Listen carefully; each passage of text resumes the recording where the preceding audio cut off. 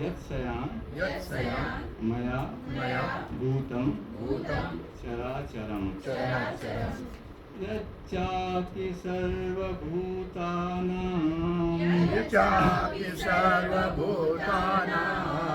बीजं तदहम् अर्जुन न तदस्ति विना यत्सयान् मया भूतं चराचरम् यच्चापि सर्वभूतानां बीजं तदहम् अर्जुन न तदस्ति विना यत्सयान् मया भूतं चराचरम् ये नहीं हे अर्जुन, मैं समस्त सृष्टि का जनक बीज हूँ। ऐसा चर और अचर कोई भी प्राणी नहीं है जो मेरे बिना रह सके। श्लोक नंबर 40। न अंतो अस्ति मम दिव्या नाम विभूति नाम परंतप एष तो उद्देश्यतः प्रोक्तो विभूते विस्तरो मया नान्तो अस्ति मम दिव्यानां विभूतीनां परंतप एष तद्वैषतः प्रोक्तो विभूते विस्तरो मया नान्तो अस्ति मम दिव्यानां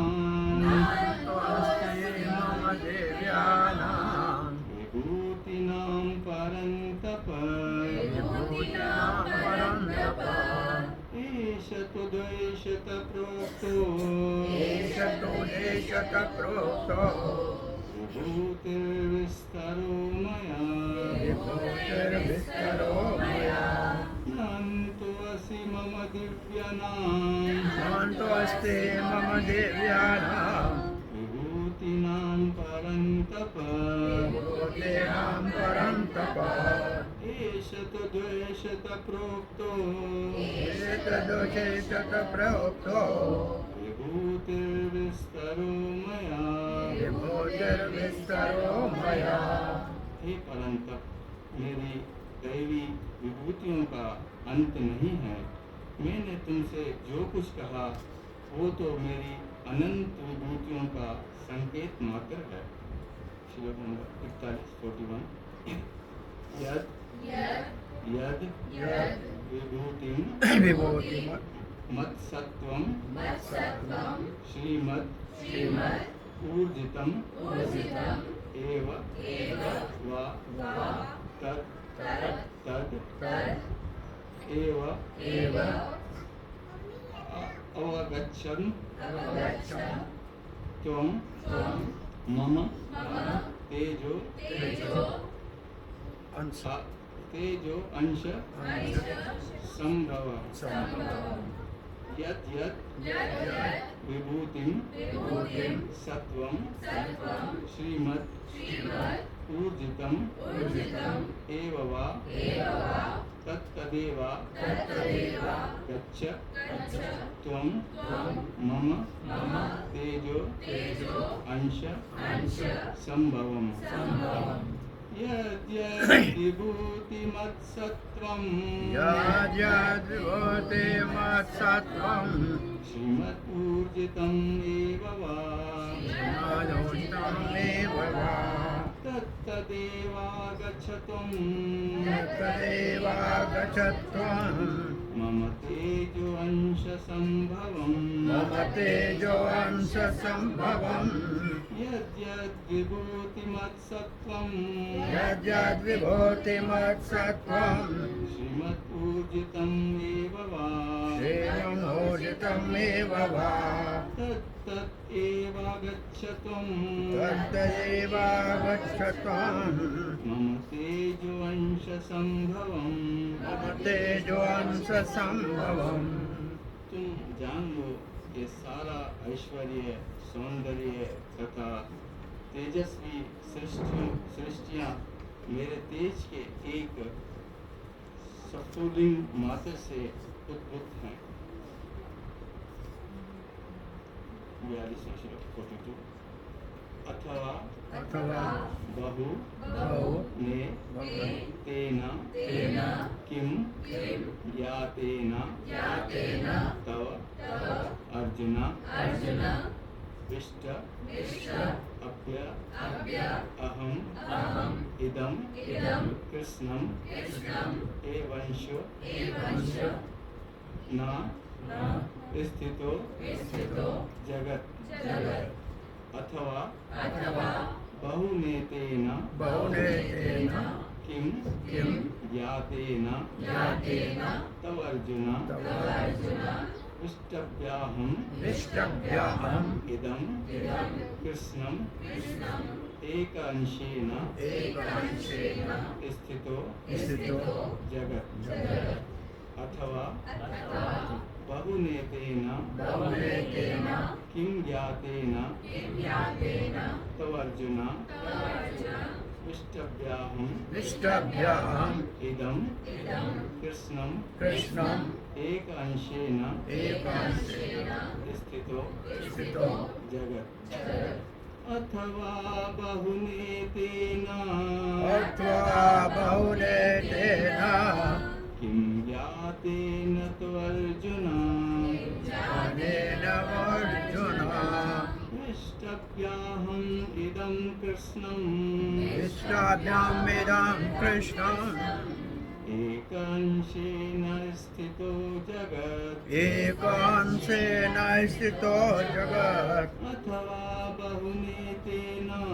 अथवा बहुनेतेन किं ज्ञातेन तव अर्जुन पृष्ठभ्याहम् इदं कृष्णम् एकांशेन स्थितो जगत् किंतु हे अर्जुन इस सारे विषय ज्ञान की आवश्यकता क्या है? मैं तो अपने एक अंश मात्र से संपूर्ण ब्रह्मांड के में व्याप्त होकर उसको धारण करता हूँ। हरि ओम तत्सत्। श्रीमद् भगवद गीता सूत्रशस्त्रस्तु ब्रह्म विद्यायां योग शास्त्रे श्री कृष्ण संवाद विभूति योगो नाम दशमः। हरि ओम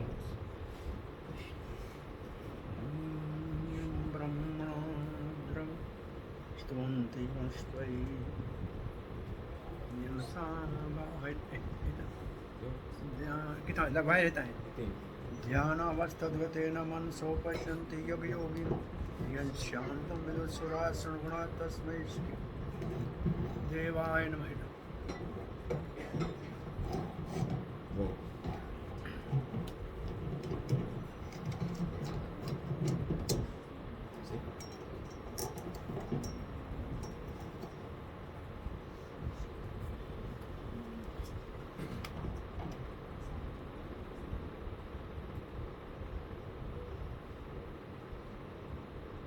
हरे कृष्ण कृष्ण कृष्ण हरे हरे हरे राम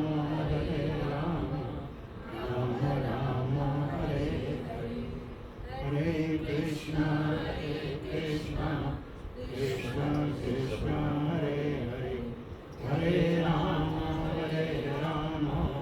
राम राम हरे हरे हरे कृष्ण कृष्ण कृष्ण हरे हरे हरे राम राम राम हरे हरे। गुरवे गौरचंद्राय राधिकाय तदालये कृष्णाय कृष्ण भक्ताय तद्भक्ताय नमो नमः। ओम नमो भगवते वासुदेवाय। ओम नमो भगवते वासुदेवाय। ओम नमो भगवते वासुदेवाय। ओम नमो भगवते वासुदेवाय। ओम नमो भगवते वासुदेवाय। ओम नमो भगवते वासुदेवाय। कृष्णाय वासुदेवाय। कृष्णाय वासुदेवाय। देवकी नंदनाय च। देवकी नंदनाय च। नंद गोप कुमाराय। नंद गोप कुमाराय। गोविंदाय नमो नमः। गोविंदाय नमो नमः। जय श्री कृष्ण चैतन्य। जय श्री कृष्ण चैतन्य। प्रभु नित्यानंद। प्रभु नित्यानंद। श्री अद्वैत गदाधर। श्री अद्वैत गदाधर। श्रीवासादि गौर भक्त वृंद। श्रीवासादि गौर भक्त वृंद।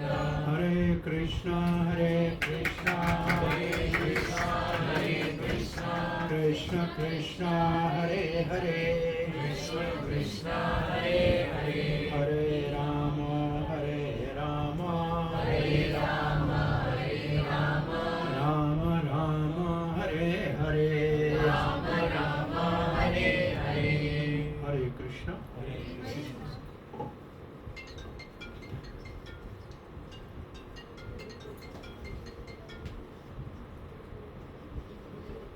परपन्न पारिजाताय स्तोत्रवैत्रैकपाणै ज्ञानमुद्राय कृष्णाय गीता अमृतये नमः।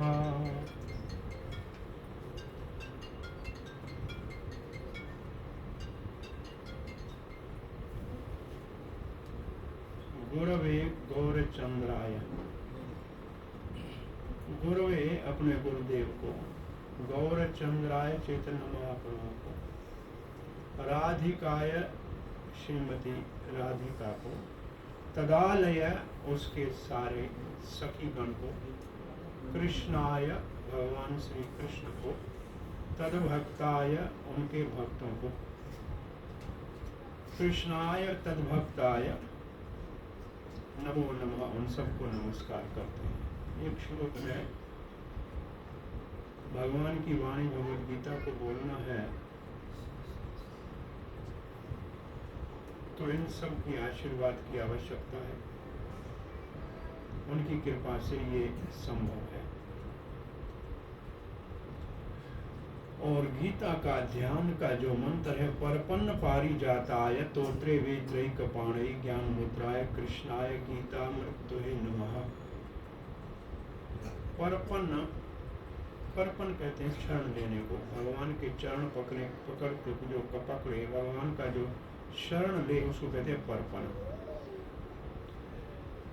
गीता के दूसरे अध्याय के 7वें श्लोक में अर्जुन कहता है त्वं परपनम, मैंने आपका शरण लिया। तो परपन शब्द का अर्थ है भगवान का शरण लेना। पारिजाताय, भगवान अपने शरणागत के लिए कल्प वृक्ष की तरह है, उसकी सारी इच्छा वांछा पूरी करने वाले। तोत्रे वे त्रैकपाणै, भगवान के दो हाथ में, उल्टे हाथ में तोत्र का मतलब घोड़े के लगाम है और सीधे हाथ में वेत्र का मतलब चाबुक है। तोत्रे वही त्रैकपाणै ज्ञान मुद्रा है। और भगवान ऐसे अर्जुन को शिक्षा देते हुए ज्ञान मुद्रा में खड़े हैं। गीतामृत दुहे नमः, गीता के अमृत का दुहन कर रहे हैं। इस गीता के अमृत के दोहन के लिए गीता महात्म्य का श्लोक है। सर्वोपनिषदो गावो दोग्धा गोपाल नंदन पार्थो वत्स सुधीर भोक्ता गीतामृतम मात। अगर सारे वेद पुराण शास्त्र गाय का रूप धारण कर लें तो गाय के अंदर अमृत है दूध, लेकिन दूध दुहन आना चाहिए। तो ऐसे सारे शास्त्र रूपी गाय के दूध दोहने के लिए गोपाल नंदन भगवान श्री कृष्ण है। गाय भी दूध अपना किसी व्यक्ति के लिए नहीं, विशेष अपने बछड़े के लिए, बछड़े को पिलाने के लिए देती है। तो गाय दोहने वाला हो, गाय हो लेकिन बछड़ा नहीं है तो दूध नहीं देगी। तो कौन स्नेह का पात्र वत्स, बछड़ा कौन बना? पार्थो वत्स। अर्जुन भगवान का स्नेह पात्र बछड़ा बना है, तो गीता के अमृत का दोहन करके भगवान ने अर्जुन को दिया है।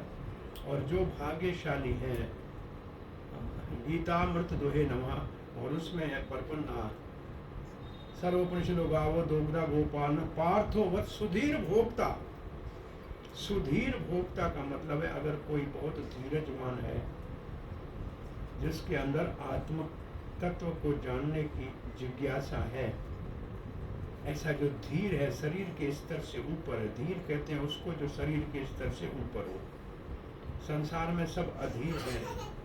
धीरज तत्र न मोहयते, गीता की अपनी भाषा में धीर उसको कहते हैं जो शरीर के स्तर से ऊपर हो। ऐसे धीरजवानों के लिए ये गीता का अमृत का भगवान ने अर्जुन के माध्यम से दोहन करके हम सबको ये अमृत पान कराने का शुभ अवसर दिया है। इसमें 6 अध्याय के 3 विभाग हैं। जैसे सोने का आभूषण लेने जाते हैं तो डब्बा देते हैं, नीचे डब्बा होता है, ऊपर ढकना होता है, अंदर में जेवर होता है, आभूषण होता है। तो पहले 6 अध्याय गीता के वो नीचे का डब्बा है, बीच के 6 अध्याय उसके अंदर रखा हुआ असल में आभूषण है, जेवर है, जो ज्वेलरी है, और अंतिम का 6 अध्याय उसके ऊपर ढकना है, और ढकने के ऊपर उसके अंदर क्या है वो 2 लाइनें लिखी हुई हैं। तो पहले 6 अध्यायों में 2 बातें हैं।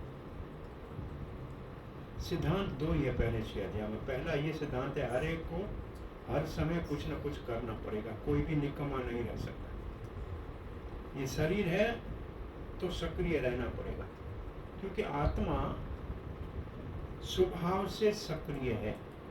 सक्रिय का मतलब एक्टिव है, क्रियाशील है, काम में लगी रहती है, कोई निकम्मा नहीं रह सकता। पहली बात, इसका मतलब सबको कुछ न कुछ करना पड़ेगा। अब दूसरा सिद्धांत है, कैसे काम करें कि बंधन में न पड़े, क्योंकि हर काम करने से उसका फल भोगना पड़ता है। अच्छे काम का अच्छा फल, और अच्छा नहीं काम है उसका अच्छा फल नहीं होता। तो काम भी करें और फल न भोगना पड़े, ये दूसरा सिद्धांत है 6 अध्याय में। और उस 6 अध्याय में 3 बातें हैं। कर्म योग में स्थित होकर काम करो, ज्ञान योग में स्थित होकर काम करो, या ध्यान योग में स्थित होकर काम करो। ये पहले 6 अध्याय में 3 ये बातें हैं। मध्य के 2 अध्याय में, बीच के 2 अध्याय में, 6 अध्याय में भी 2 बातें हैं।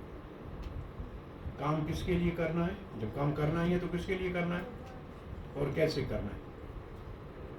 तो बीच के 6 अध्यायों में ये 10वां अध्याय आता है। सारे गीता के सारे अध्यायों में बीच के 6 अध्याय मुख्य हैं। बीच के 6 अध्यायों में 9 और 10 अध्याय मुख्य है। सारी गीता का सार में 9 और 10 अध्याय सबसे मुख्य है।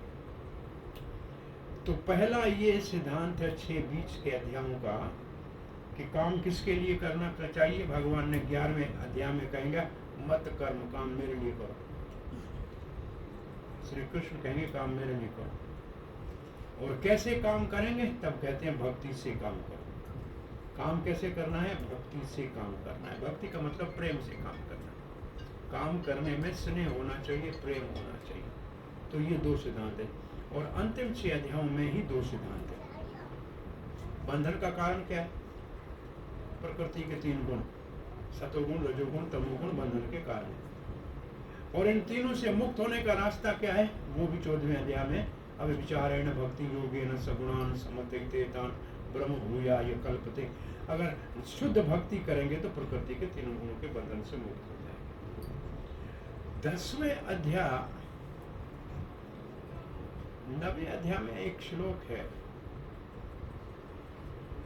वो असल में सूत्र है 10, 11 और 12वें अध्याय का।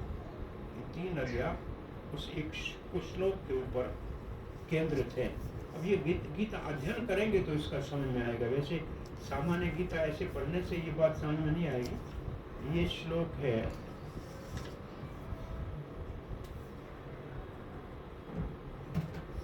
9 का 15। ज्ञान यज्ञेन चाप्य अन्य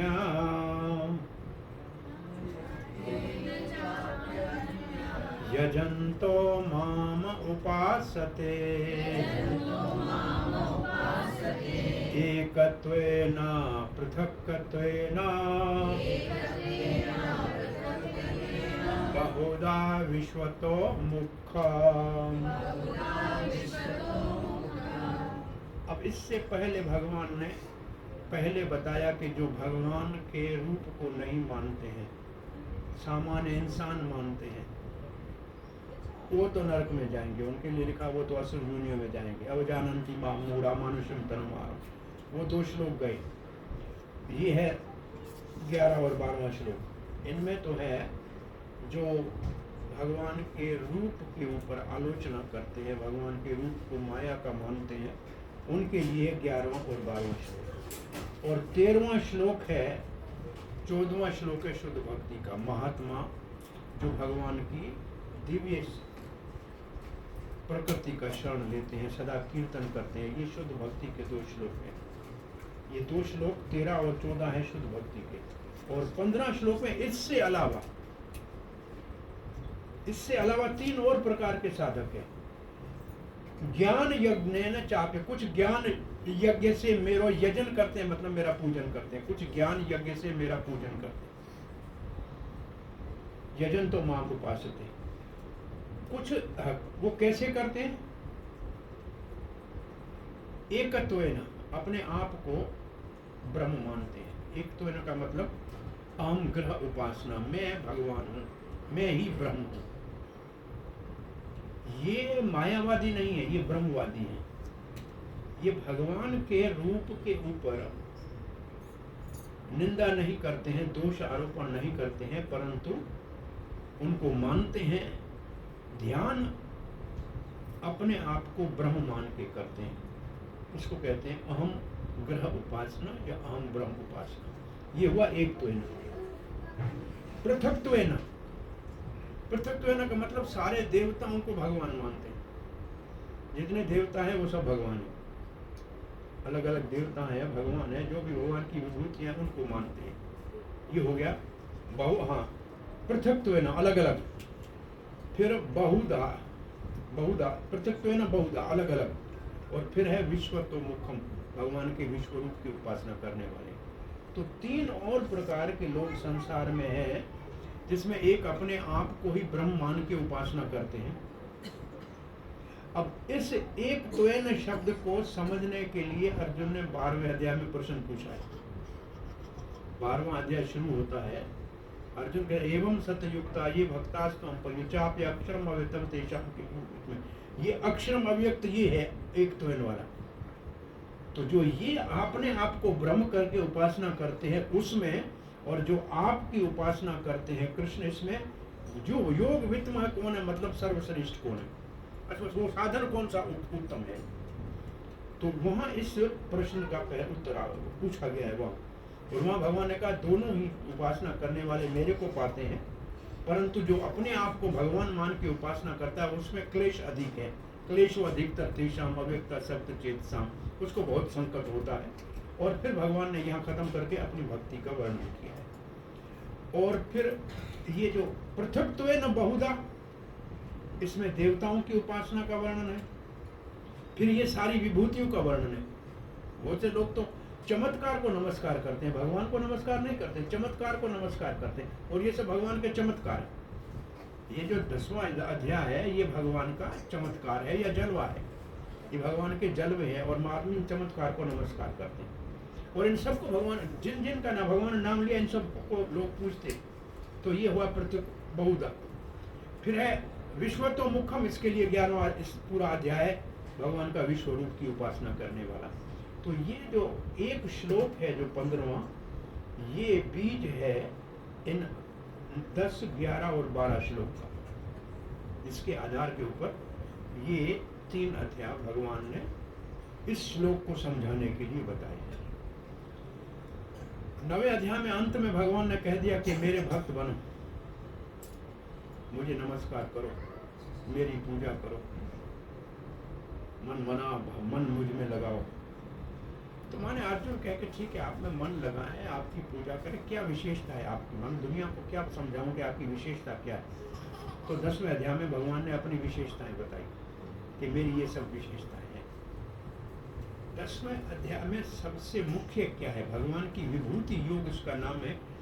विभूति का क्या माना है? विभूति का अर्थ क्या है?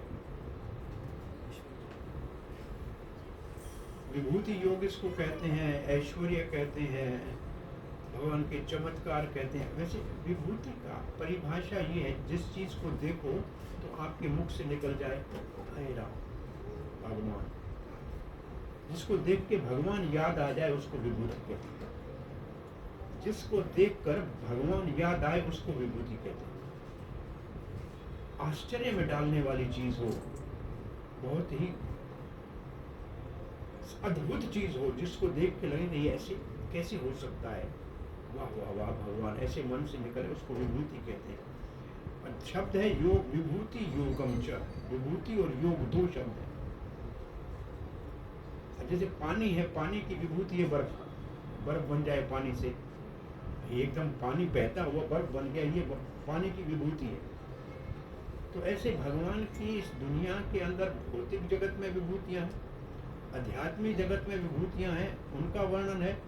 भगवान के कुछ अवतारों का वर्णन है विभूति के रूप में, कुछ देवताओं का वर्णन है विभूति के रूप में, सब मिला के कोई 200 से अधिक विभूतियों का वर्णन है।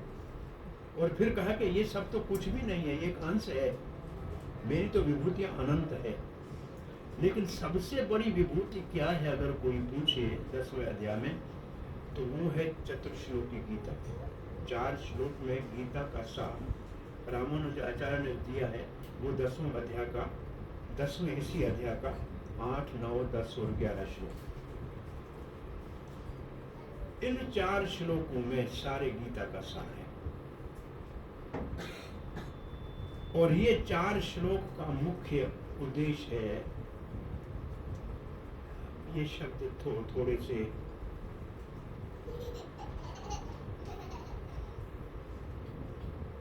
अहम सर्वस्य प्रभव मत्सर्वं प्रवर्तते इति मत्वा भजन्ते मां बुधा भाव समन्वितम्। अहम सर्वस्य प्रभव, जो कुछ आपको दिखता है उसका उत्पन्न करने वाला, पैदा करने वाला मैं हूं। अहम सर्वस्य प्रभव, प्रभव का मतलब पैदा करने वाला, मैं सबको पैदा करने वाला हूं। अहम सर्वस्य मत सर्वम प्रवर्तते, मत का मतलब मुझसे, सर्वम का मतलब सारे, प्रवर्तते का मतलब जो चल रहे हैं, उठ रहे हैं, बैठ रहे हैं, खा रहे हैं, वो भी मैं करा रहा हूं। उनके कर्मों के अनुसार, उनको तो भूल गया उन्होंने क्या किया था, उसको याद करा के काम में भी मैं लगा रहा हूं, प्रेरित मैं कर रहा हूं। भाई रात को सो जाते सुबह उठाता कौन है? उठाने वाला कौन है? आपको कौन उठाता है? आपको उठाता कौन है? चलाता कौन है? तो ये सारी प्रेरणा कौन देता है? लो दाल पकाने के लिए चढ़ाते हो, इतना नमक डालना है, कौन बताता है इतना ही डालना है, कम नहीं डालो, ज्यादा मत डालो, ये सब प्रेरणा कौन दे रहा है? ये प्रेरता कौन है? सो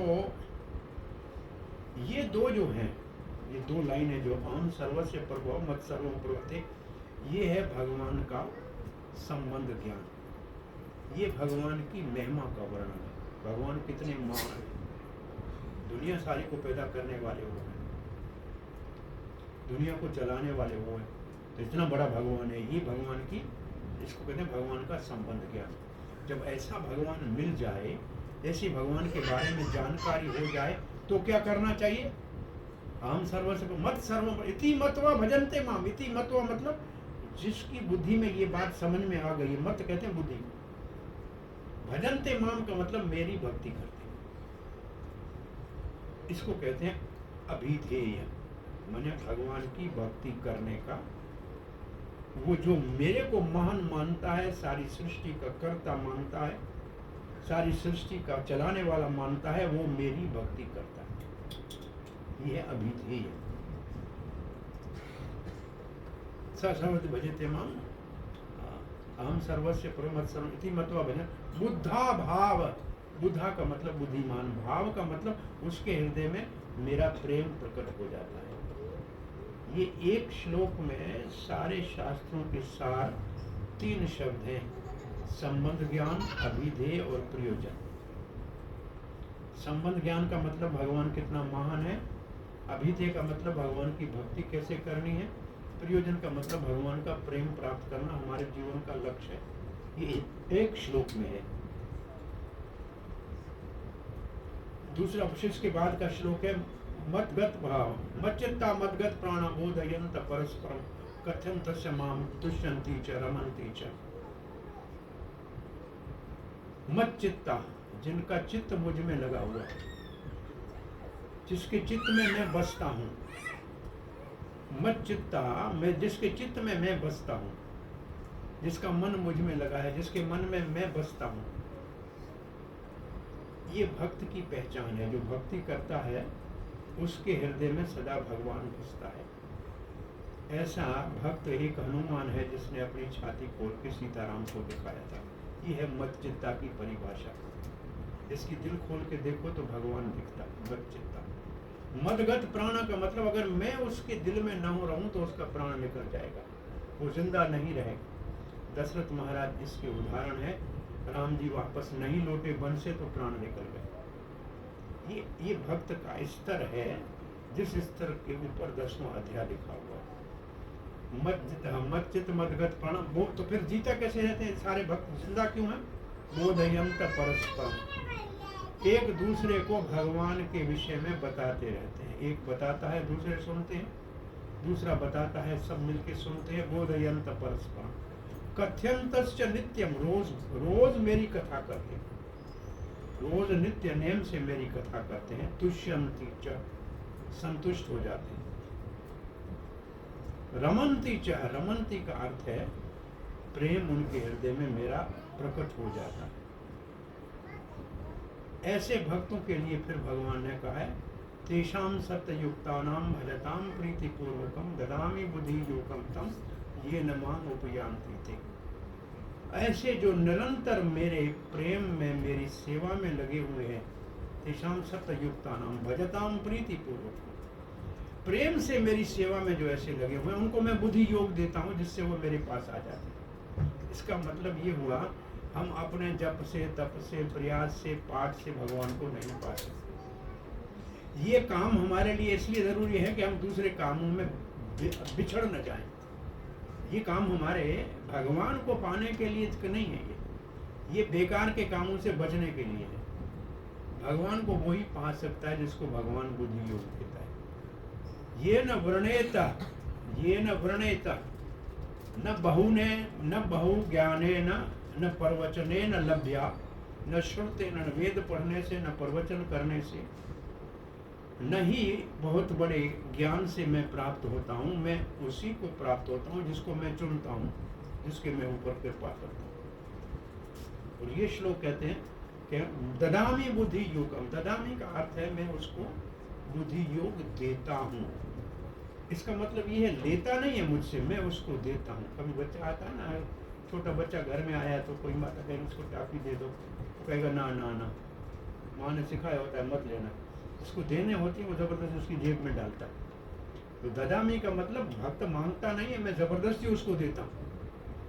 मैं बुद्धि योग देता हूँ, मतलब वो बुद्धि देता हूँ जिससे वो सदा मेरे साथ रहता है, फिर वो मुझसे अलग नहीं होता।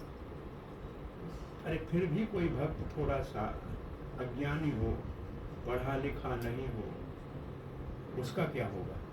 तो भगवान अधीर हो गए। तेषाम एवानुकंपार्थम, तेषाम का मतलब ऐसे जो मेरी प्रेम वाली भक्ति में सदा जुड़े हुए हैं। तेषाम एवानुकंपार्थम, अगर वो थोड़े अनजान अनपढ़े हैं तो मैं कांप जाता हूँ।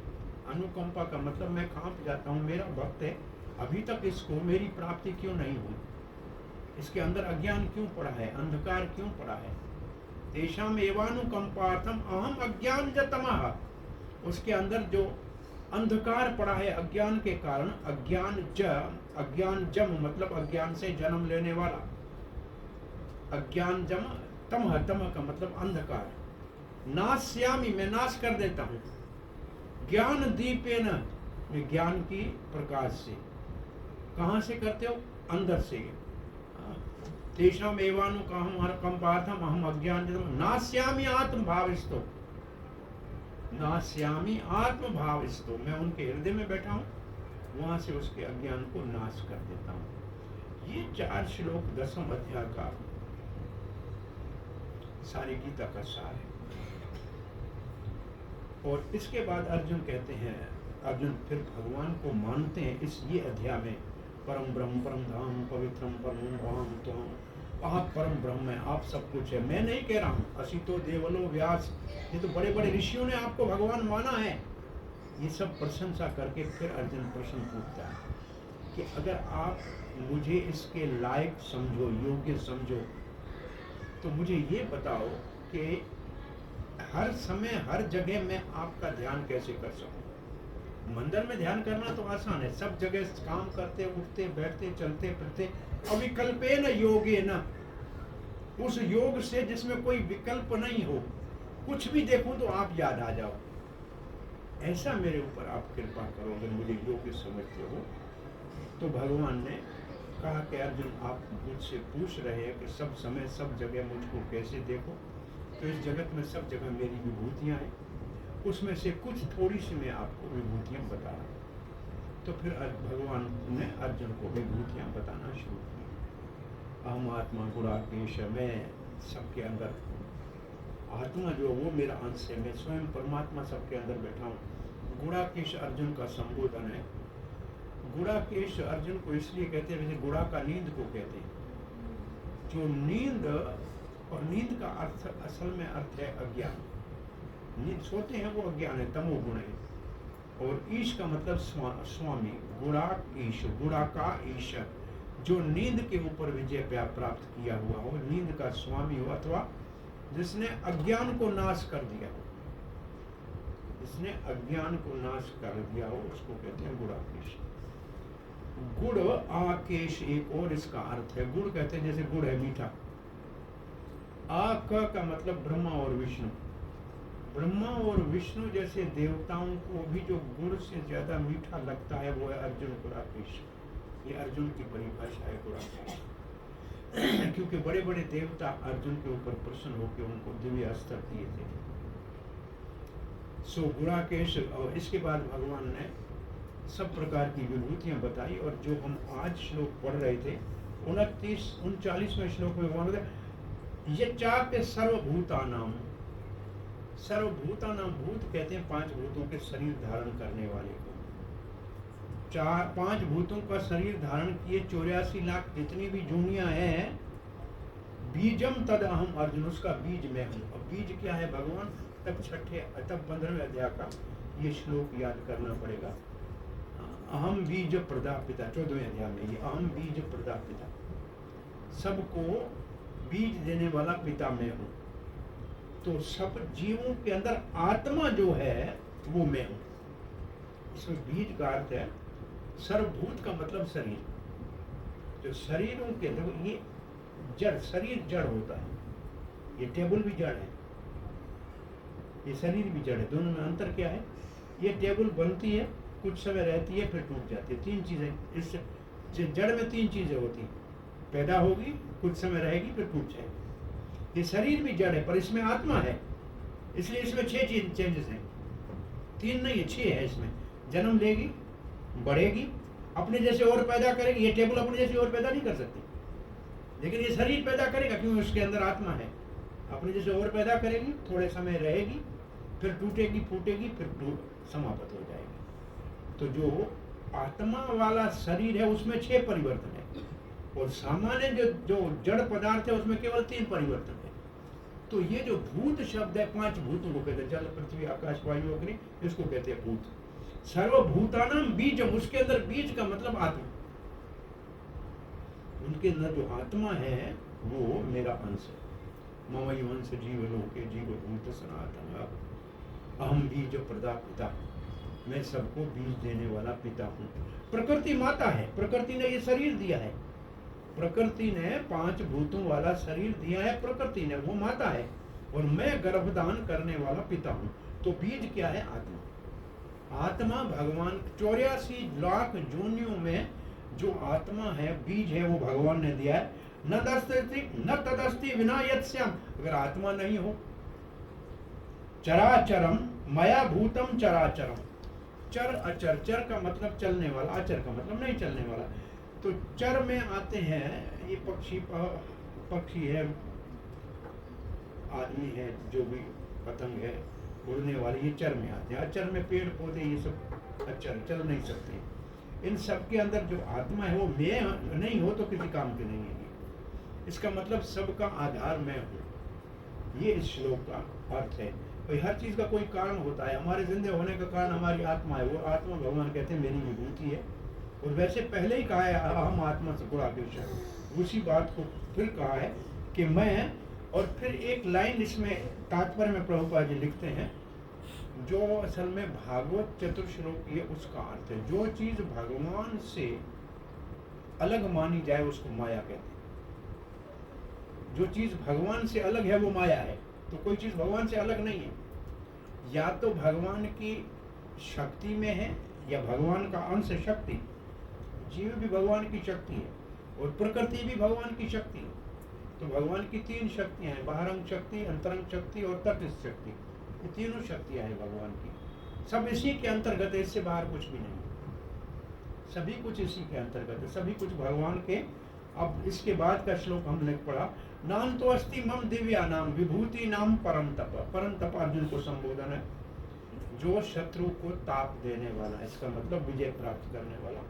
ये परम तप अर्जुन, ना अंतो में, इसका कोई अंत नहीं है। मेरी विभूतियों का, मेरे ऑपुलेंस का, मेरे जन्मों का, मेरे ऐश्वर्य का कोई अंत नहीं है। ना अंतो अस्ति मम दिव्या नाम। ये दिव्य शब्द का अर्थ ये है, एक होता है लौकिक चीजें, लौकिक चीजें होती है अलौकिक चीजें। अलौकिक चीजें कहते हैं दिव्य। दिव्य का मतलब डिवाइन का मतलब भगवान से जुड़ी हुई चीजें। ना अंतो अस्ति मम दिव्या नाम, मेरी, कृष्ण अपनी छाती को ऐसे ऐसे छाती ठोक के कहते हैं, मेरी दिव्य विभूतियों का कोई अंत नहीं है, ये बेअंत है। ना अंतो अस्ति मम दिव्या नाम विभूति नाम परम तप। मेरे दिव्य अलौकिक विभूतियों का कोई अंत नहीं है, ये बेअंत है। एश, अभी तक जो हमने आपको बताया, इसका मतलब अभी जो आपको 2-100 बताई हैं, तुदाशेत, तुद, हाँ, तुदाशेत। तुदाशेत का मतलब मैंने उदाहरण दिए आपको, मिसाल दिए। ये उदाहरण दिए हैं, प्रोक्तो मैंने आपको समझाए हैं। विभूति विस्तरो माया, विभूति मेरू का तो बहुत बड़ा विस्तार है, उसका कोई अंत नहीं है। थोड़ी सी मैंने आपको उदाहरण दे के समझाई। तो अर्जुन कहता है फिर आपने थोड़े ही समझाए हैं, तो इसका क्या अर्थ है? बोला यत् यत् विभूति मत सत्वम, जहां जहां आपको कोई आश्चर्य में डालने वाली चीज दिखाई दे, उसका अस्तित्व, जो सत्वम अर्थ, जो यहाँ सत्वम शब्द है उसका अर्थ है अस्तित्व, वजूद। जहां भी किसी आश्चर्य का वजूद, अस्तित्व आपको नजर आए, कोई चीज आपको ब्रह्म आश्चर्य में डाल, वाह वाह कितना अच्छा है, ऐसे लगे, श्रीमत ऊर्जतम वाह, या किसी के अंदर कोई बहुत तेज नजर आए, आश्चर्य लगे आपको, बल लगे, श्रीमत ऊर्जा, ऊर्जा कहते हैं शक्ति को, बल को, किसी में ऐश्वर्य लगे, ऊर्जा लगे, तद्दद एव गच्छत्वम, तब समझ लेना वहां मेरा विभूति, मेरी विभूति वहां प्रकाशित हो रही है।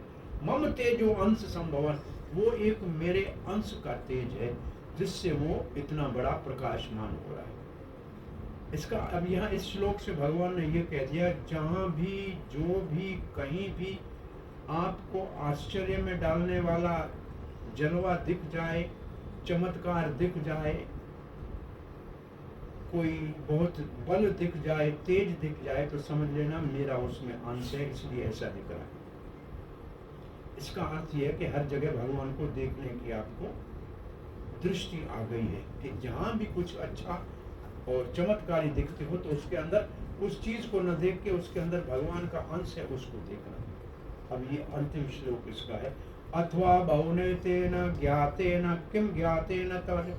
अथवा का मतलब है, अब भगवान इस श्लोक को अध्याय को पूरा करें। अथवा अब क्या जरूरत है अर्जुन आपको, अथवा क्या जरूरत है? अथवा बहुने तेन, बहुत सारा और सुनने की क्या जरूरत है? कितना सुनना चाहते हो? किम ज्ञातेन तव अर्जुन, अर्जुन क्या जानने की जरूरत है? सब कुछ। अब कहते हैं विष्टभ्यम इदम कृष्णम, ये सारा जगत दिख रहा है ना आपको, ये पूरी दुनिया जो दिख रही है ना, एका अंशेन स्थितो जगत, ये मेरे एक अंश में स्थित है, मैं इससे अलग हूँ। जैसे मैं ये बाल उठा के ऐसे डालूं तो यहाँ दुनिया बन जाएगी, ये मेरे बाल के बराबर भी दुनिया नहीं है, सब इतना मेरे अंश से ये दुनिया खड़ी है।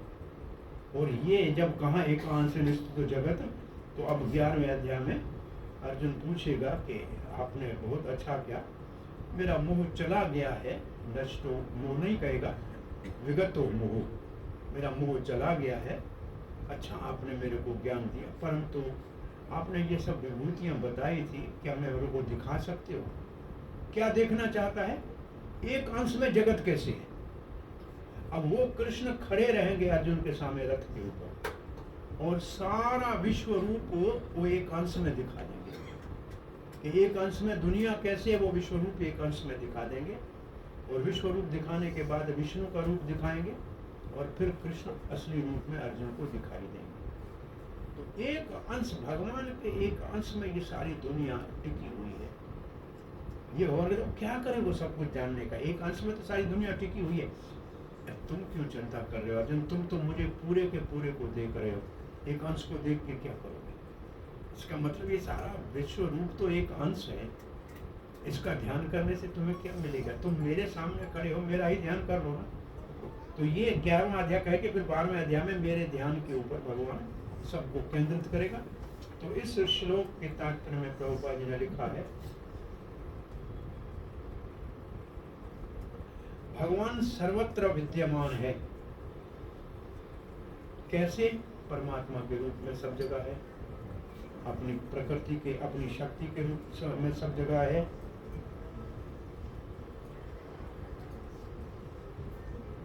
दुनिया में जो कुछ भी दिख रहा है वो सब भगवान के द्वारा ही बनाया हुआ है। भगवान उसी के अंदर समाये हुए हैं, केवल बनाया नहीं है, उसमें समाये हुए हैं।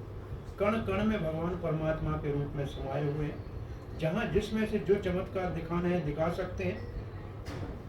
परमात्मा, भगवान अगर परमात्मा हो के नहीं, ब्रह्मा से लेके नीचे तक नहीं जाते तो ये दुनिया अपने आप काम कैसे करती? असल में तो ये भगवान परमात्मा के रूप से जगत में है, इसलिए जगत काम कर रहा है। जैसे हमारा शरीर आत्मा के होते हुए काम करता है, ऐसे दुनिया सारी परमात्मा है इसलिए काम कर रहा है। परमात्मा इस दुनिया का आत्मा है, जैसे हमारे शरीर का हमारा आत्मा है, ऐसे पूरी दुनिया का परमात्मा आत्मा है। नहीं है तो दुनिया खत्म हो जाएगी। और आगे लिखते हैं प्रभुपाद,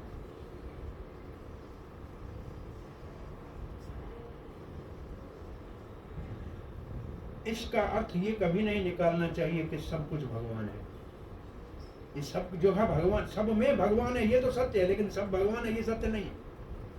सब में भगवान है ये सत्य है, लेकिन सब भगवान है ये सत्य नहीं। इसलिए कुछ लोग कहते हैं भाई किसी भी पूजा करो भगवान की पूजा हो जाएगी, ये सच नहीं है। ये तो सिद्धांत 9वें अध्याय में तो साफ भगवान ने बता दिया है कि मेरी पूजा करने वाला मेरे पास आएगा, देवता की पूजा करने वाला देवता के पास जाएगा, पितृ की पूजा करने वाला पितृ की पूजा करेगा तो जाएगा, भूत वाला भूत के पास जाएगा। और इससे पहले कहा पूजा किसी भी करो प्रेरणा मैं देता हूँ, और फिर कहा कि उससे फल भी मैं दिलाता हूँ, लेकिन वो जाएगा मेरे पास नहीं। पूजा मैं करवाता हूँ, फल मैं दिलाता हूँ देवता से, लेकिन वो जाएगा देवता के पास, मेरे पास नहीं आएगा। इसको कैसे समझेंगे?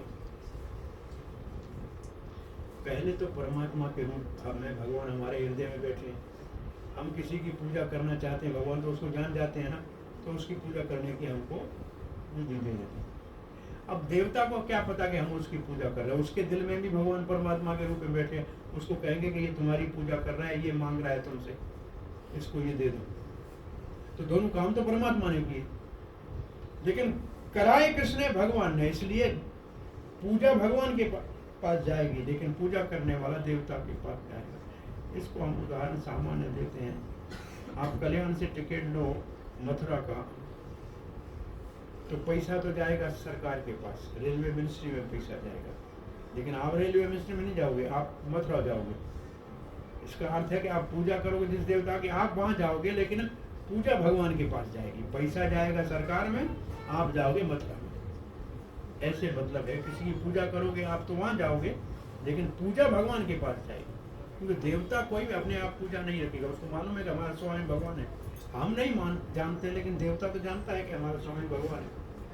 तो इसलिए ये बात प्रभुपाद लिखा कि ये गलत है।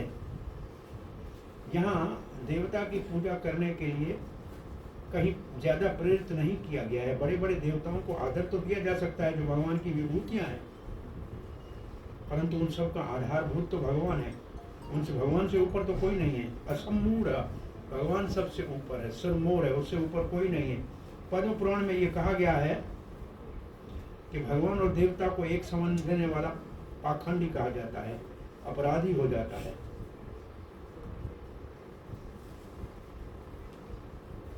अगर इस श्लोक, इस पूरे अध्याय से हम इस निर्णय में पहुंचे कि सब शक्तियों का आधार भगवान श्री कृष्ण है, तो फिर हम भगवान श्री कृष्ण का शरण लेके उसकी भक्ति कर सकते हैं और इससे हमारा जीवन सफल हो जाएगा।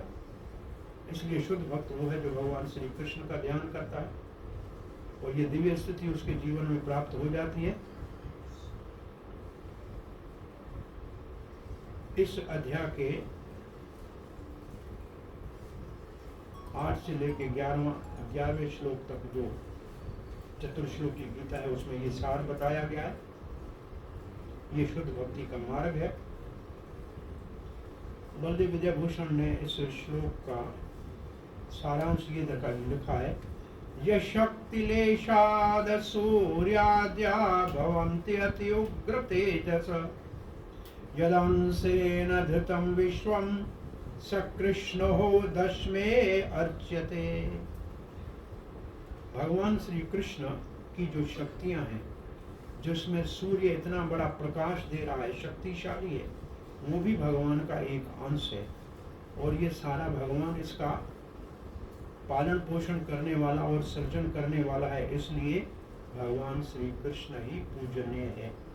इस सारे अध्याय का एक श्लोक में बलदेव विद्याभूषण ने तात्पर्य लिखा है, यह शक्ति लेशा, जिसकी लेश मात्र शक्ति से सूर्य आदि भवंती, सूर्य और दूसरे ग्रह अति उग्र तेज है, जिनके अंदर इतना तेज है, पूरे विश्व को प्रकाशित एक सूर्य कर देता है, वो भगवान का एक अंश है।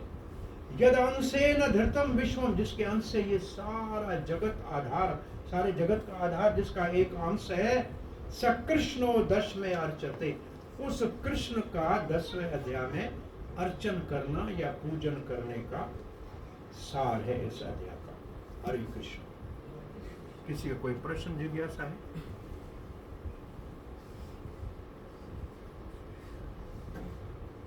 गीता में तकरीबन 8 जगह आया है शब्द अनन्यास, एक या 2 जगह है अव्यभिचारिणी, उसमें डिफरेंस क्या है? एक ही अनन्य का, एक अनन्य का न अन्य और किसी का नहीं, सिर्फ मेरा। एक अर्थ अनन्य का ये है। दूसरा अनन्य का अर्थ है निरंतर। अनन्य का मतलब रोज, निरंतर, लगातार। और अनन्य का एक अर्थ है निरंतर और किसी का नहीं, सिर्फ मेरा। 2 अर्थ ये अनन्य, अनन्य न अन्य, न और किसी का नहीं, सिर्फ मेरा और निरंतर मेरी भक्ति करना। अव्यभिचारिणी का मतलब जिस भक्ति में एकमात्र मैं ही आराध्य हूँ और कोई नहीं। बात एक ही है, अव्यभिचारिणी और अनन्य में विशेष कोई अर्थ नहीं, वो अंतर नहीं है, अर्थ में एक ही बात है। अव्यभिचार, वहाँ अनन्य भक्ति को कहते हैं, अव्यभिचारिणी भी भक्ति को कहते हैं और इसी को उत्तम भक्ति भी कहते हैं, शुद्ध भक्ति भी कहते हैं। तो ये शब्द आने की जरूरत इसलिए पड़ गई क्योंकि दो प्रकार की भक्ति है, शुद्ध भक्ति और मिक्स भक्ति। एक शुद्ध भक्ति है और एक मिश्रित या मिक्स भक्ति। किससे मिक्स भक्ति है? ज्ञान से मिक्स भक्ति है, योग से मिक्स भक्ति है और कर्म से मिक्स भक्ति है। तीन प्रकार की मिक्स भक्ति है। भक्ति और मिक्स भक्ति भी दो प्रकार की है। एक की में कर्म तो 80-90% है, 10% भक्ति 15% है। उसमें वास्तव में भक्ति सिर्फ कर्म का फल देने का काम करती है और कोई भक्ति काम नहीं करती। भक्ति 10-15% है, ज्ञान 80% है। उसमें भक्ति केवल ज्ञान का फल देने का काम करती है और कुछ नहीं करती। इसको कहते हैं गुणीभूता मिश्रित भक्ति। गुणीभूता मतलब थोड़ी सी भक्ति है जो उस कर्म का फल देने का काम करती है। दूसरी होती है मिक्स भक्ति, उसको कहते हैं प्रधानीभूता मिक्स भक्ति। उसमें भक्ति 80% है लेकिन 20% कर्म है। तो उसमें भक्ति है, वो कर्म का फल नहीं देने वाली है, वो भक्ति उसको आगे ले जाने वाली है। कर्म का फल स्वर्ग है लेकिन प्रधानीभूता भक्ति जो है उसमें कर्म, ये 7वें अध्याय के जो श्लोक है ना, चतुर्विधा भजते माम जना सुकृतिन वर्जना आर्तो जिज्ञासु, ये सब मिक्स भक्ति वाले हैं। जो आर्तो जो अर्थार्थी धन चाहने वाला है वो कर्म मिश्रित भक्ति, आर्त है वो कर्म मिश्रित भक्ति है, ज्ञानी है वो ज्ञान मिश्रित भक्ति है। 8वें अध्याय में जो ओमिति एकाक्षर ज्ञान माम अनुसंबरा, ये जो भक्ति है ये योग मिश्रित भक्ति है। ये तीनों मिश्रित भक्ति है, परंतु इनमें भक्ति ज्यादा है तो ये ज्यादा से ज्यादा वैकुंठ तक ले जा सकते हैं या शांत भक्ति के स्तर को ला सकते हैं, इससे ऊपर नहीं ले जा सकते। तो इन भक्तियों से अलग करके बताने के लिए अनन्य या अविचारणी या शुद्ध या उत्तम भक्ति का उल्लेख अलग किया है, क्योंकि गीता के अंदर शुद्ध भक्ति भी है और मिक्स भक्ति भी है। तो दोनों भक्तियां, इसलिए दोनों को अलग करने के लिए शब्द अलग लिखा है। डिफरेंस नहीं है दोनों में। अविचारणी भी वही है और अनन्य भी वही है। अनन्यास चिंतयन्तो माम अविचारेण भक्ति योगेन सगुणान् समतीते ब्रह्म। दोनों एक चीज, और शब्द अलग है लेकिन भाव एक ही है। अनन्य भक्ति तीनों गुणों से ऊपर है और अविचारणी भक्ति करने से तीनों गुणों से ऊपर जाया जाएगा। इतना अंतर लगता है अगर ठीक तरह से देखेंगे। अनन्य भक्ति का मतलब वो भक्ति जो तीनों गुणों से पहले ही ऊपर पहुंच चुकी है, और अविचारणी भक्ति वो है जो तीनों गुणों से ऊपर ले जाने का साधन है। अगर दो क्यों शब्द आखिर लिखे हैं तो उसका गीता के अच्छी तरह से देखने से ये लगेगा कि अनन्य भक्ति वो है जो तीनों गुणों से पहले ऊपर उठ चुका है, और अविचारणी भक्ति वो है जो करने से तीनों गुणों से ऊपर उठा जा सकता है। तो एक जैसे 6ठे अध्याय में एक योग आरूढ़ है, एक योग आरूढ़ है। आरूढ़ का मतलब योग का अभ्यास करने वाला, और आरूढ़ का मतलब योग में पक्का हुआ। तो अनन्य पक्का है और अविचारने वाला अब प्रोसेस में है तीनों गुणों से ऊपर जाने का। ये दोनों में अंतर दिखेगा अगर ठीक तरह से और गहराई तक देखेंगे तो ये अंतर लगेगा। अविचार एक ही जगह पे है और वही है जहाँ तीनों गुणों से ऊपर उठाने का प्रक्रिया बताई गई है, और अनन्य वहाँ है जहाँ तीन गुणों से पहले ऊपर उठा हुआ है। ये अंतर है दोनों में थोड़ा सा।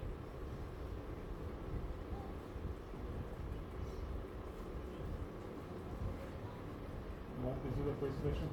एक सवाल। हाँ, जनरल प्रसाद की क्या मायने है, कृपा। किसके लिए है और कितना होना चाहिए? प्रसाद शब्द का अर्थ है कृपा।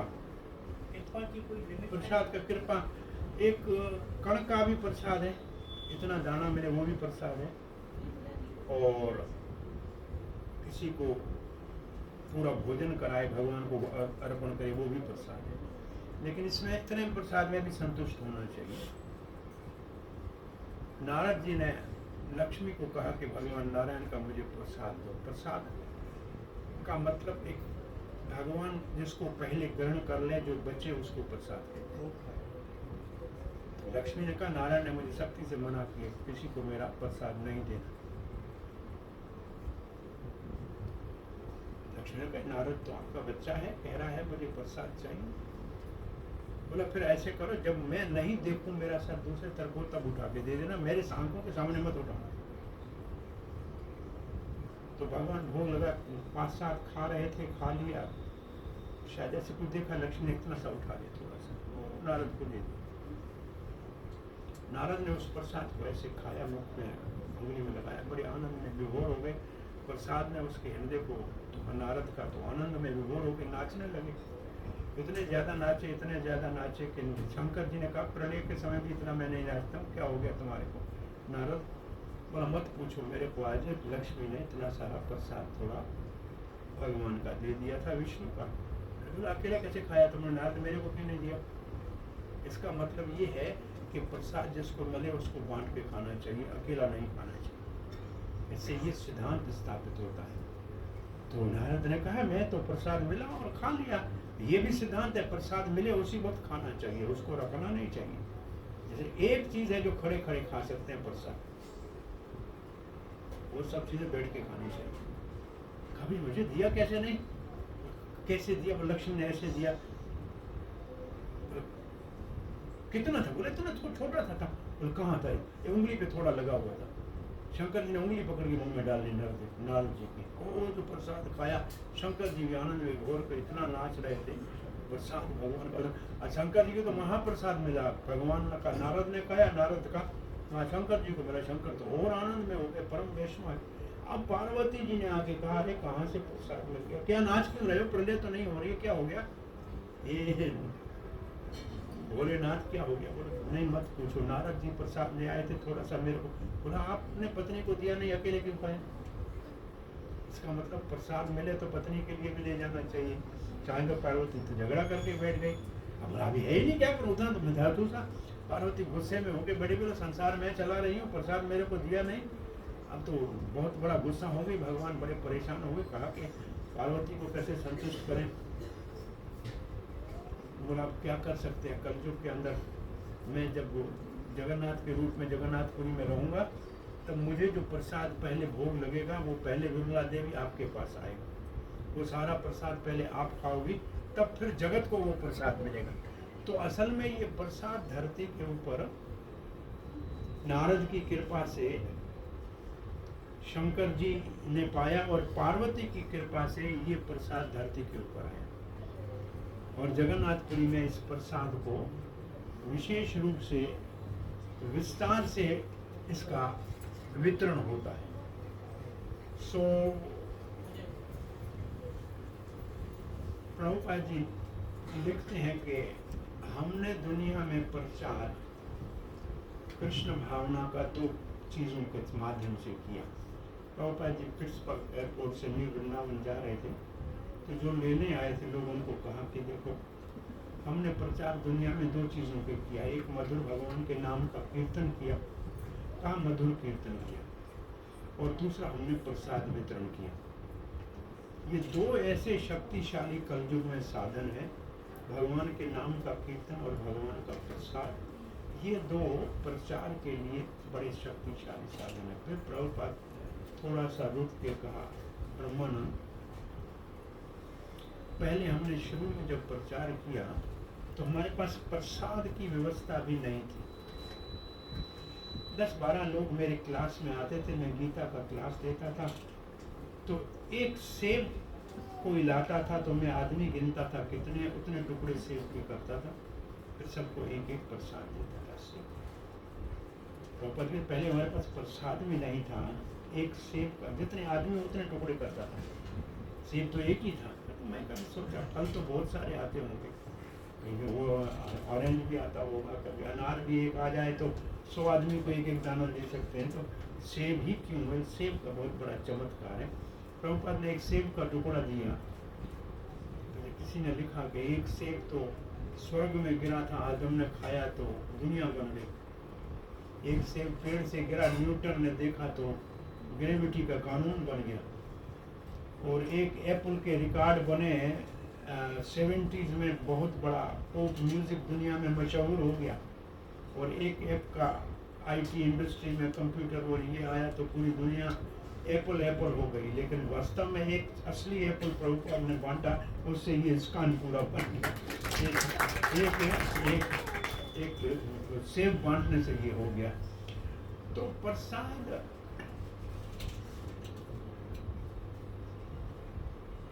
गिरिराज महाराज प्रचार करने जाते थे उस जमाने में, तो राजा रास प्यारे का उनके पास एक छोटा डब्बा था, उसके अंदर बहुत छोटा चम्मच था।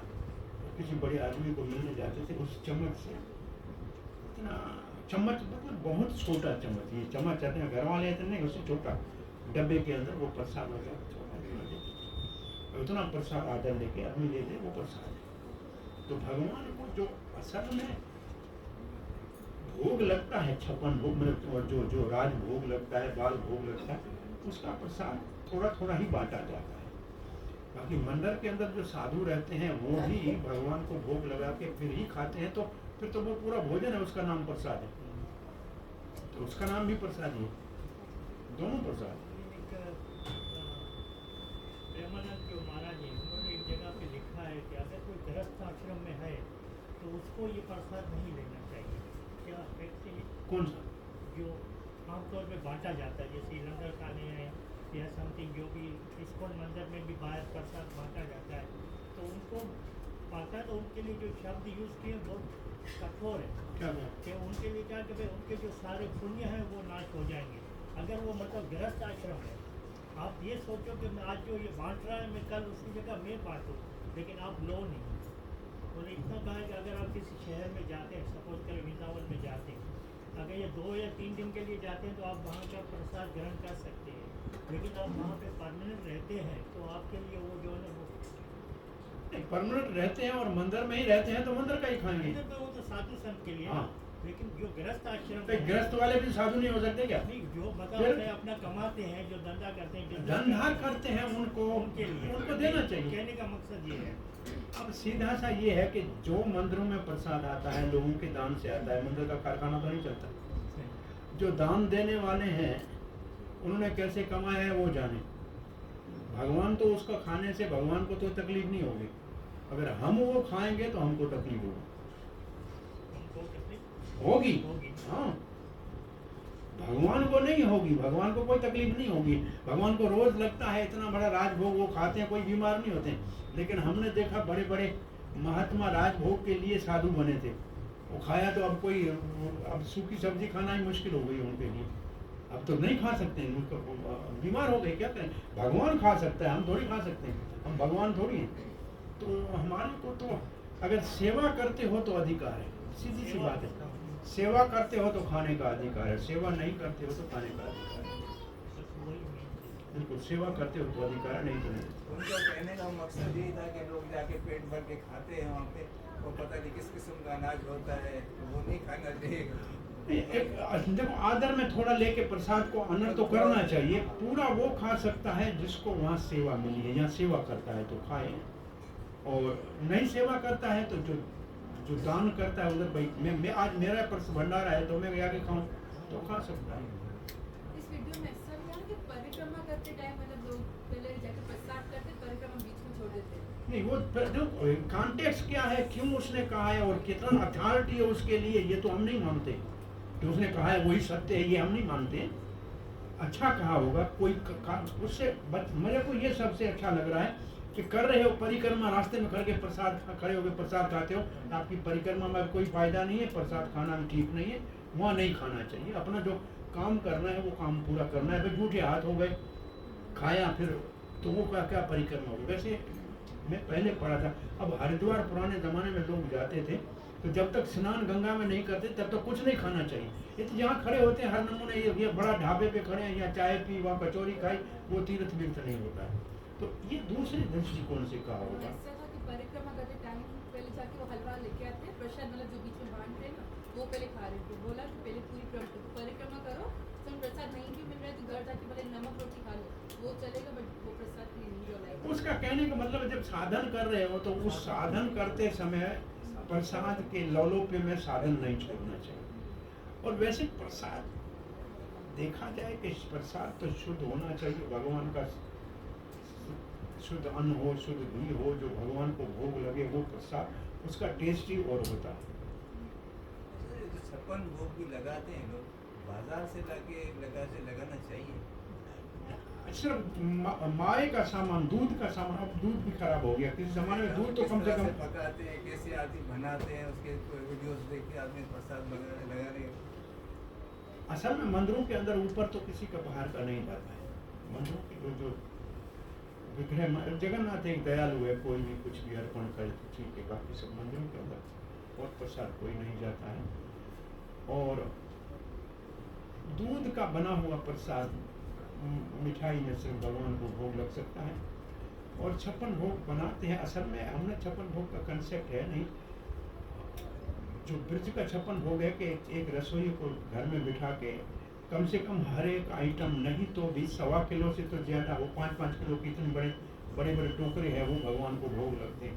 ये कटोरियाँ नहीं लगती हैं इतनी प्लास्टिक की, नहीं। और इतना बड़ा देखा होगा तो इतने बड़ा पूरा एक दुकान जैसा सजता है, ऐसे सजता। फिर वो 56 भोग का जितने लोग आए हैं उन सबको मिक्स करके डब्बों में 56 भोग का प्रसाद दिया जाता है। 56 भोग बहुत बड़ा भारी कार्य है असल में। फिर आस्ते आस्ते लोग अब घरों से बना के लाने वाला भी शुरू हो गया। मंदिरों में हमारे पास सिर्फ मंदिर के अंदर अपना किचन है, वहीं आके दीक्षित भक्त बनाते हैं, वही भोग लगता है। 56 बाहर से कुछ नहीं, मंदिर में बाहर से कुछ नहीं। अभी तो गोवा वाले पूरी 56 भोग की थाली मिलती है। आने तो गोवा ड्राई फ्रूट वाले 56 भोग की पूरी थाली भी मिले, सब मैं पैर को बता रहा हूँ। अब 56 हो, 58 हो, 55 हो, इससे कोई फर्क नहीं पड़ता है। प्रसाद भगवान का बांटना चाहिए और लेना चाहिए आदर के साथ, परंतु अपना साधन पूरा करो। सर लन जो ॼाण मक़सदु आहे न मां बि ॿुधो, उन में ॼण जेका समर्थ आहिनि न, उन्हनि खे इहे जेको ॿाहिरि भंडारो थींदो आहे, उहो जेका समर्थ आहिनि पाण ई, त उन्हनि खे इहो शायदि बात ये है कि समर्थ ही देते हैं, हाँ दे दो, वही दे रहे हैं, वही ले हैं। वो तो अल्प खाएं ले तो एक अलग बात है ना, वही ले तो फिर अलग बात है, उसको कोई प्रॉब्लम नहीं है। लेकिन एक आदमी प्रोफेशनली बन गया है कि भाई यहाँ ऐसे तो ये ऐसे प्रोफेशनली गृहस्थी कम बने हैं, साधु ज्यादा है। हम मानो उज्जैन के कुंभ मेले में हम शुद्ध घी का हम प्रसाद कुंभ मेले में बनाते थे, तो पड़ोस वाले इतने लोग आने लगे, वो प्रसाद तो 2 घंटे में खत्म हो जाए। हम 2000 आदमियों ने पूरे गांव, पूरे शहर, घर में लोगों ने चूल्हा चलाना बंद कर दिया। वो तो वहाँ के लोकल लोग खाने आने लगे। तो प्रसाद को बढ़ा के हमने किया, लेकिन क्वालिटी कम हो गई एकदम। कि ऐसे कुछ लोग जो है सिर्फ प्रसाद के लिए ही आते हैं, उनको हो सकता है भगवान की कृपा मिले, आज नहीं तो कल भक्त बन जाए। लेकिन ऐसे सामान्य लोगों को प्रसाद के लिए, फिर भी प्रसाद है, उसका फायदा तो होगा, हानि नहीं होगी, फायदा होगा। एक तरह से टूल ऑफ अट्रैक्शन भी है, टूल ऑफ अट्रैक्शन भी है प्रसाद। प्रसाद अट्रैक्शन है। देखिए जहाँ लोग जी रहे हैं कहीं ना कहीं से तो खा ही रहे हैं, कोई खाने के लिए तो नहीं आता है। देखा जाए तो खाने के लिए लोग नहीं आते हैं। एक स्तर प्रसाद का अभी ऐसा रहा नहीं है कि उसको खाने के लिए कोई आए। हरे कृष्णा। वो जमाना था जब प्रसाद शुद्ध घी से बनता था, मक्खन से बनता था, और खीर के साथ बादाम पिस्ता डाल के बनती थी। वो प्रसाद खाने के लिए लोग आते थे, वो तो खा के भक्त बन गए सारे। वो प्रसाद का स्टैंडर्ड अब रहा ही नहीं। जो प्रसाद प्रभुपाद ने शुरू किया था, वो प्रसाद तो रहा नहीं अभी तो प्रसाद वाला लायबिलिटी लग रहे हैं मंदिरों के अंदर के, ये खाने वाले आ गए। खिलाने वाले के मन में भी ये आ गया है, खाने वाले भी ऐसे आ रहे हैं। असल में प्रभुपाद ने चिट्ठी एक लिखी थी, कुंभ मेले 77 के कुंभ मेले में प्रभुपाद जी गए थे, तो प्रसाद वितरण के लिए सामग्री नहीं थी। तो भागवत दास इंचार्ज था, 1 घंटा उसको बोला कि प्रसाद क्यों नहीं वितरण हो रहा है। यात्री आते हैं, कहाँ खाएंगे कुंभ मेले में, भी भंडारा ही खाते हैं। कोई भी है भी कहाँ से खाएगा जरा, 12 घंटे 14 घंटे लाइन में खड़ा है, कहाँ खाएगा। भंडारा ही करना चाहिए। तो उसने कहा 2 दिन तो बंद होते हैं रास्ते, क्या करें, हमको मालूम नहीं। बोला पहले पता क्यों नहीं किया। बहुत प्रभुपाद को दुख हुआ कि प्रसाद क्यों नहीं वितरण हुआ। और वहाँ से कलकत्ते पहुँचे तो प्रभुपाद ने चिट्ठी लिखी, लिखवाई अपने सेक्रेटरी से पूरी दुनिया के मंदिरों के प्रेमीजन को कि हमारे मंदिर में कोई भी अतिथि आए तो भगवान का वो मेहमान है, उसके लिए दर्शन कराने के बाद बिठा के प्रसाद खिलाना चाहिए।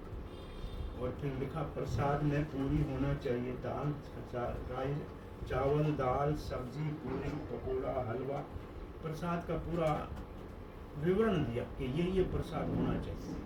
25-30 लोगों को प्रसाद हर वक्त तैयार होना चाहिए। अगर प्रसाद समाप्त हो जाए तो दूसरा प्रसाद बना के रखना चाहिए। कोई भी आया हुआ मंदिर में मेहमान बिना प्रसाद के नहीं जाना चाहिए। फिर प्रभुपाद ने लिखा, आप ये मत समझना कि रसोई घर का आप स्वामी हो। रसोई घर की स्वामिनी राधा रानी है और उसकी लाखों लक्ष्मियाँ सेवा करती हैं, किसी चीज़ की कमी नहीं होगी। आप सब आने वाले मेहमानों को प्रसाद खिलाओ। तो ये प्रभुपाद का स्टैंडिंग लेटर सारे टेम्पल प्रेसिडेंट को है। लेकिन अब हम ये कर नहीं पा रहे हैं, लेकिन आदर से बिठा के दर्शन करा के प्रसाद खिलाना, ये प्रभुपाद का दृष्टिकोण था। प्रभुपाद ने गिरिराज गोवर्धन पूजा 74 की हुई,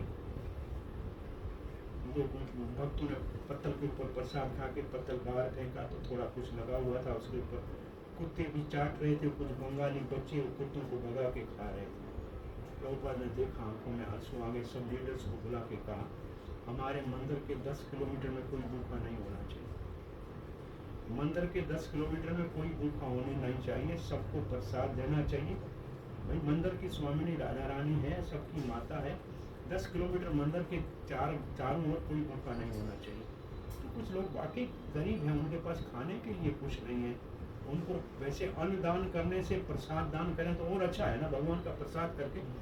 तो ये दृष्टिकोण है कि एक तो प्रसाद है उन लोगों के लिए वितरण करना है, गरीबों के लिए जिनके पास नहीं है, जो नहीं खा सकते, मतलब अपना नहीं कर ले सकते, उनको देना चाहिए। और दूसरा प्रसाद सम्मान्य व्यक्ति जो मंदिर में आता है दर्शन के लिए, क्योंकि एक पुराना कंसेप्ट था, अब ये नहीं है। पुराने ज़माने में बहुत दूर से लोग आते थे। पुराने ज़माने में मेहमान आता था, ये नहीं पूछते थे कि खाओगे, कहाँ से आ रहे हो। उससे अंदाज़ा लगता था कि सुबह निकला होगा बेचारा, शाम हो गई है, तो उसको पूछने के बगैर पहले थाली में प्रसाद परोस देते थे। पूछते नहीं थे कि भाई तुम खाओगे, क्योंकि कोई कौन कहेगा मैं खाऊंगा। तो ये नहीं पूछा जाता, कहाँ से आ रहे हो ये पूछा जाता था। तो पता लगता था भाई वहाँ से आ रहा है तो कुछ नहीं खाया होगा। उस ज़माने में ऐसे नहीं कि रास्ते में कुछ खाने के लिए होता था और लोग खाते भी नहीं थे ऐसे। तो ये मर्यादा प्रभुपाद ने स्थापित की है कि प्रसाद वितरण करना चाहिए और बड़े स्तर के ऊपर करना चाहिए। लेकिन उससे लोगों को आलसी बनाया जाए, ये भी आरोप लगता है कि लोगों को हमने निकम्मे बना दिए हैं, प्रसाद मुफ्त पर खिला कर लोग कुछ भी नहीं करते हैं, ये भी आरोप लगता है। ऐसा नहीं, हर चीज़ की अच्छाई भी है तो उसके अंदर कुछ ना कुछ उसके अंदर जो गलत बात भी हो सकती है। कुछ लोग हैं नहीं खाते हैं बिल्कुल, पर हमने देखा है बाहर कहीं नहीं खाएंगे, आप लगा लेंगे थोड़ा बस हो गया। कोई दोस्त बिल्कुल अलग कंसेप्ट है।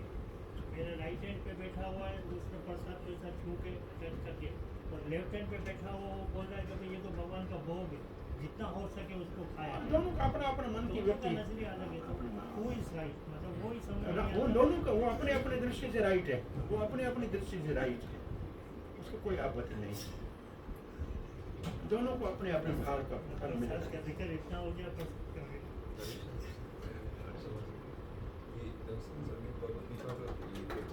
सत्संग सुन रहे थे, इससे अपनी गौड़ीय संप्रदाय के शास्त्र, रूपा जी के शास्त्रों में इतना रस भरा पड़ा है और शास्त्र इतने असंख्य है।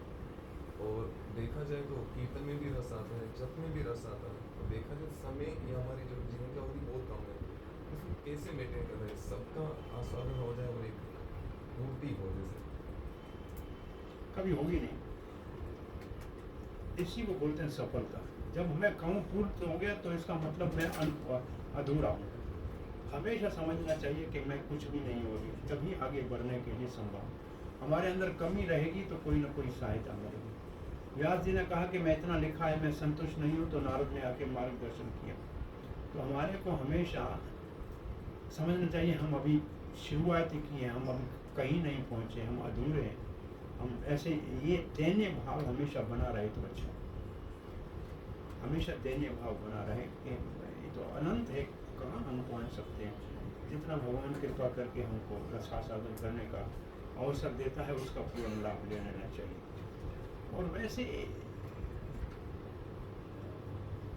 सिर्फ नाम में रस आ जाए तो फिर कुछ और करने की जरूरत नहीं, लेकिन नाम में रस आता नहीं, इसलिए ये सब कुछ करना पड़ता है सिर्फ उस रस को बढ़ाने के लिए। एक जगह तो प्रभुपाद ने लिखा है अच्छी तरह से जब करोगे तो शास्त्र के अंदर रस आएगा।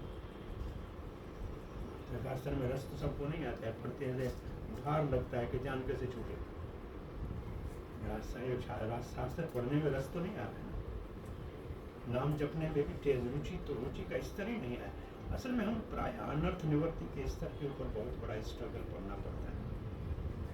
श्रद्धा तो हो गई, भजन के लिए साधु संग भी हो गया, भजन के लिए शुरू भी की, लेकिन अनर्थ निवृत्ति में बहुत समय लगता है, बहुत समय, लंबा लंबा सफर है, इतना आसान नहीं। अब हम जो कर रहे हैं वो कुछ भी नहीं है असल में देखा जाए, और बहुत कुछ कर रहे हैं महात्मा लोग, साधु लोग बड़ी तपस्या कर रहे हैं, कठोर व्रत धारण किए। भोले वैष्णव को अगर देखना है तो 6 गोस्वामी को, हमारा जो है, हमारा जो आइडियल है या जो हमारे लिए पूजनीय है वो 6 गोस्वामी। उनका जीवन कैसे है देख लो, सब कुछ राजा महाराजा थे, सब कुछ छोड़ के वृंदावन में पेड़ के नीचे रह रहे थे, और पेड़ एक पेड़ के 3 दिन एक पेड़ के नीचे भी नहीं रहते थे, और द्वादशी के दिन, केवल द्वादशी के दिन मथुरा से भिक्षा लाते थे, और पूरा 15 दिन उसी को पानी में भिगो के खाते थे। जो चने होते थे वो चबा लेते थे, कुछ रोटी को चूल्हा वूल्हा नहीं चलता था, और ऐसे बड़े शास्त्र लिख के गए हैं जो हम पनीर खा के भी पढ़ नहीं सकते। तो वो तो ऐसे सिंपल जीवन उन्होंने जिया था, तो हमारे आइडल तो वो है, तो उतने त्याग और वैराग में तो होना चाहिए। महाप्रभु वैराग विद्या सिखाने के लिए, निज वैराग विद्या भक्ति योग, तो वैराग विद्या के लिए महाप्रभु का आना हुआ है। और जितनी मात्रा में हमारा भगवान में विशेष राग होगा उतनी मात्रा में संसार से अपने आप वैराग होने लगेगा। लेकिन है बहुत इतना आसान है। नाम जपने का एक पहला अपराध के साथ जब नाम जपते हैं ना, तो संसार में मान मिलती है, मर्यादा मिलती है, पद मिलती है, प्रतिष्ठा मिलती है, सुख सुविधाएं मिलती है, सब मिल जाता है। ये अपराध वाले नाम जप का फल है। नाम आभास, नाम के फल का पता नहीं है, नाम जपे तो मुक्ति मिल जाती है, लेकिन शुद्ध नाम जपने से कृष्ण प्रेम मिलता है, वो बहुत मुश्किल है। बहु जन्म यदि करे श्रवण कीर्तन ताभी न पाए कृष्ण पदे प्रेम। बहुत जन्मों तक श्रवण कीर्तन करे तो भी कृष्ण का प्रेम नहीं मिलता। ये बहुत बड़ा भारी श्लोक है, सुबह रोज पढ़ते हैं इसको 10 अपराध के बाद। प्रेम प्राप्त करना नाम से वो बहुत ऊपर का लक्ष्य है। बाकी सब चीज़ें तो सबको मिल ही जाती है। जैसे किसी का नाम नहीं ले रहे हैं, बहुत से साधु बड़े प्रतिष्ठित हैं वहाँ वृंदावन में, यहाँ आप देख रहे हैं रोज चल रहे हैं इतने सारे, ये सब नाम का प्रताप है, प्रतिष्ठा तो मिल गई, प्रेम कहाँ है? गोस्वामियों का कितना जीवन सरल था, अब आज उसका जीवन दुनिया में प्रकाशित हो रहा है। जब वो रह रहे थे तो कितना सिंपल से रह रहे थे, उनका जीवन कितना सरल और सादा था। सो हमेशा अपने आप को अनपूरा अधूरा समझना चाहिए कि पूर्ण तो होना मुश्किल है। पूर्ण तो एक भगवान है, हम तो कभी उतना उस स्तर, हमेशा लगे रहना चाहिए अपने साधन, और ऐसे लगेगा अभी हमने कुछ भी नहीं किया है, इस भाव से लगे रहना चाहिए। हम कर लिया है, हो गया है, वो कुछ न कुछ भी नहीं किया। एक जगह पढ़ा था कि always think you are zero. अगर कृष्ण आपके साथ खड़े हैं तो आप 10, अदरवाइज यू आर जीरो। हाँ, भगवान की कृपा है तो काम चल रहा है। नहीं है, बहुत कुछ रस है पढ़ना। हम देखते हैं कि हमें लगता है कभी नया पढ़ते हैं शास्त्र, और पढ़ना चाहिए, कितना पढ़े, बहुत से कुछ पढ़ा है अभी तक। फिर भी हमारे पास सुविधाएं हैं, सब कुछ मिल रहा है कंप्यूटर में। उन लोगों ने, महात्माओं ने सब शास्त्रों को एक एक करके पढ़ के लाइन लाइन पढ़ी है, तब ये शास्त्र लिखे हैं। हमारे को तो गूगल करते सब मिल जाता है। उन्होंने कितनी मेहनत की होगी, एक एक शब्द को कहाँ कहाँ से निकाला होगा। उस जमाने की उनकी तपस्या को देखिए। 3-4 घंटे रोज सत्संग एक दूसरे को सुनाते थे, फिर बैठे 4 घंटे लिखते थे, तो कम से कम 8 घंटे जप करते थे रोज का। उनका साधन तो ऐसा था। कृष्णा जो बोलते हैं कि मैं जब अपनी कृपा करता हूँ तभी वो मंदिर देता हूँ। बिल्कुल कृपा होगी, उसकी कृपा के बगैर नहीं मिलेगा। सही। और कुछ भी नहीं करने वाले के ऊपर कृपा होगी, इसका मतलब ये नहीं है कि इस जन्म का है। पहले जन्म में वो पहले ही भाव तक गया था, कोई अपराध हो गया, पूरा नहीं हुआ, तो इस जन्म में कुछ भी नहीं किया तो भगवान का कृपा मिल गई। ऐसे भी हो सकता है, योग भ्रष्ट। बिल्कुल हो सकता है ऐसे। इस जन्म में कुछ भी नहीं किया लेकिन सब कुछ उसको मिल जाता है। और कोई इस जन्म में बहुत मेहनत करता है फिर भी कुछ नहीं मिलता। इसका मतलब ये नहीं है कि भजन काम नहीं कर रहा है, भजन काम कर रहा है। कोई आग में गीली लकड़ी डालोगे तो जलेगी नहीं, इसका मतलब ये नहीं कि आग में ताकत नहीं है। आग तो काम कर रही है, उसको सुखा दिया है, आधा सूख गया। वैसे नहीं सूखने में 6 महीने लगता, अब आग में डाला तो 2 दिन में सूख जाएगा। काम तो कर रहा है लेकिन दिख नहीं रहा है। तो अभी जो हम साधन कर रहे हैं वो काम कर रहा है लेकिन दिख नहीं रहा है, क्योंकि अभी तक गीला है लकड़ी। अब दोबारा डालेंगे तो जल जाएंगे। और कुछ सूखी लकड़ी की डालो अभी जल जाएंगे। तो कुछ लोग पहले से सूखे हुए हैं, वो आते हैं 6 महीने में भक्त बन जाते हैं बड़े मान। और कोई 10 साल से आ रहे हैं, प्रसाद खा के जा रहे हैं, कुछ नहीं कर पा रहे। ये तो हर एक का अपना अपना साधन है, कई जन्मों का, एक जन्म का नहीं। इसमें फिर हर्ष नहीं करना चाहिए ना। देखो पहले कंपेयर कभी नहीं करना चाहिए। अपने जो मेरा जिस स्पीड से मैं चलता हूँ, मेरे को अपनी स्पीड को देखना है। और कितना तेज जा रहा है उससे मुझे कुछ नहीं लेना है। हम अपनी स्पीड से चलेंगे, आगे जाएंगे, वो ठीक है। दूसरे को देख के नहीं। वो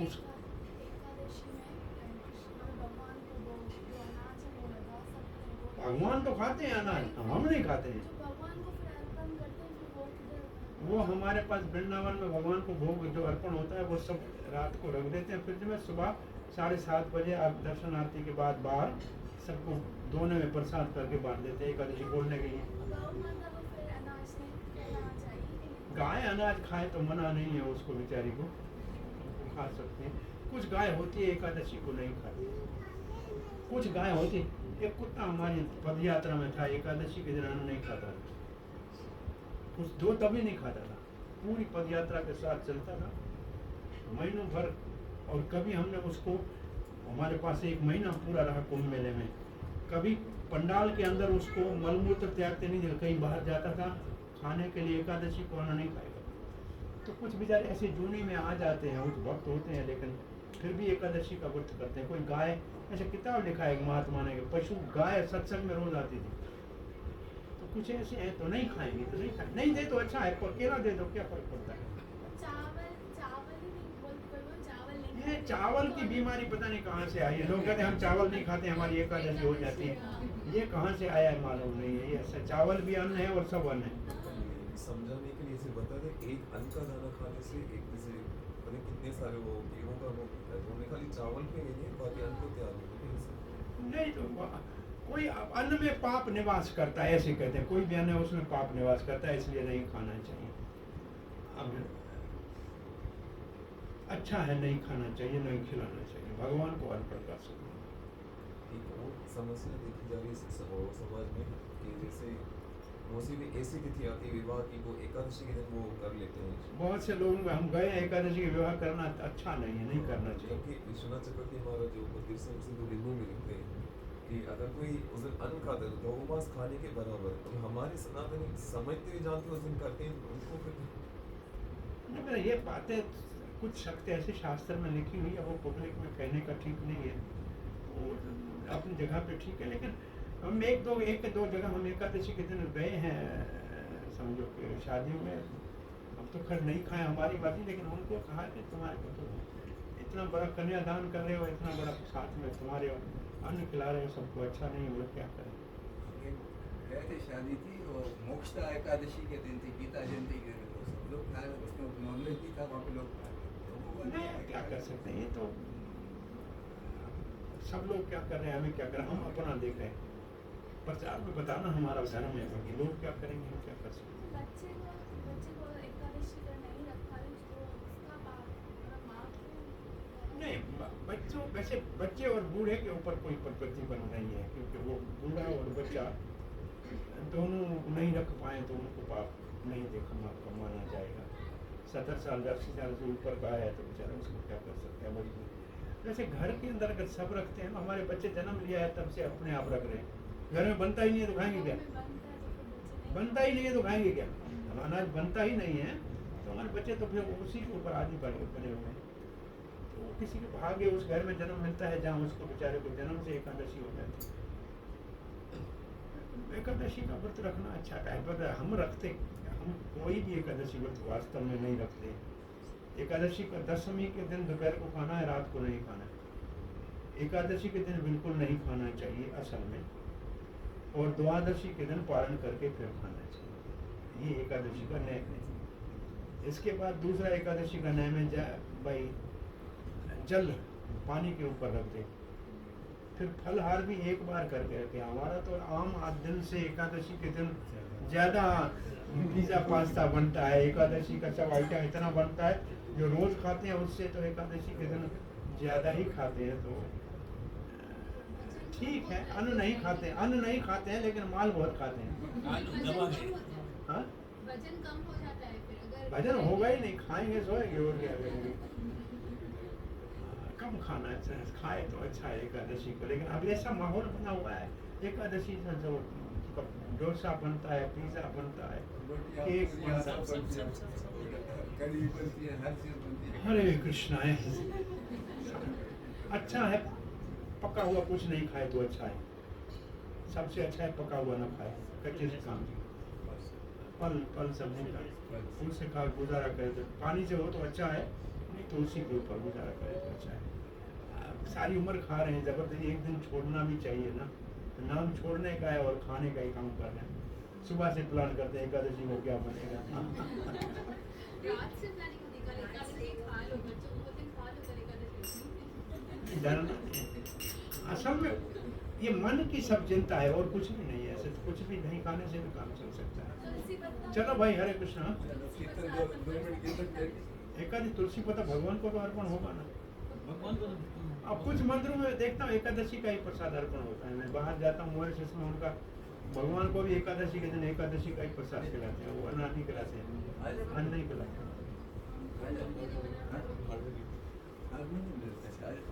चलो जी, श्री प्रभुपाद की जय। 1 डेढ़